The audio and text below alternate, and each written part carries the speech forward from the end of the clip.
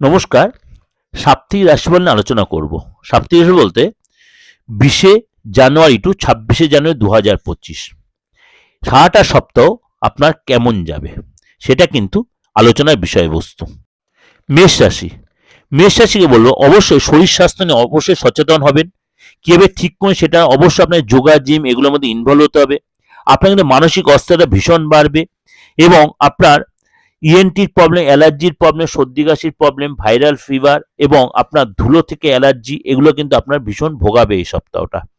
কিন্তু ইনকাম কিন্তু হবে, যেহেতু সেকেন্ড হাউসে গুরু বক্রি হয়ে আছে, রেন্টাল ইনকাম, সরকারি লাভ হবে, পুরনো ক্লায়েন্টের থেকে লাভ হবে এবং আপনার ইনকাম যেমনি হবে খরচও কিন্তু হবে।